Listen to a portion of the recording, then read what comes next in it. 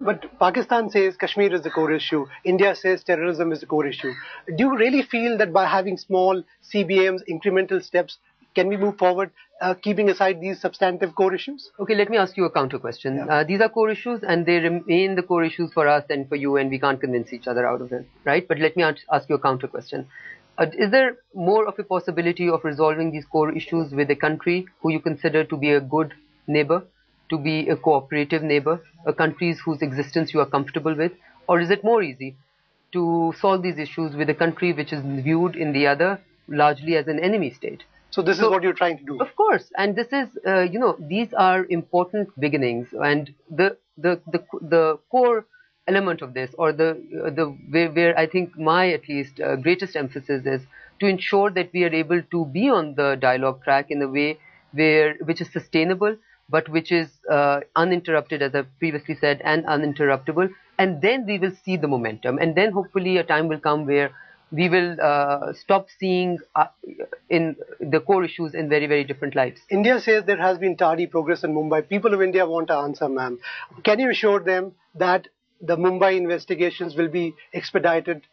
Is this a promise that Hina Rabbani can make to the people of India? Okay, the promise I can make to you is that the judicial processes in both the countries are very, very similar. Okay? So I want you to look more deeply into some of the judicial processes in your own country and maybe get some comfort on the fact that it is not intentional on the part of the government of Pakistan to in any way delay this process. I am told by the interior ministers who met recently, by the way, just a few days back, not even a week back, that the Judicial Commission from Pakistan is due in India very soon, and that will obviously, hopefully, run the process forward. Who runs the foreign policy in Pakistan? Are you completely in charge? I'm as completely in charge as your foreign minister is.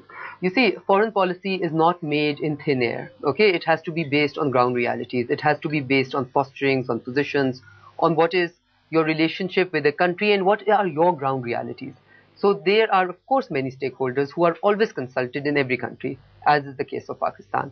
But foreign policy of Pakistan is obviously entirely the responsibility of the Foreign Office of Pakistan. You made a huge fashion statement in India. People have been floored by that. You've been articulate. Tell me, do you have a fashion designer? Who designs your No, I wouldn't want to go into those questions at all. And I think this is...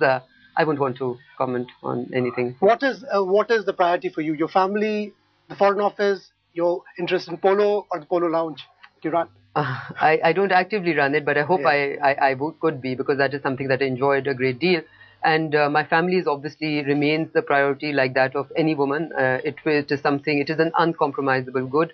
But I'm thankful to God that I have been able to juggle the two responsibilities well so far. And of course, the Foreign Office is a very demanding job.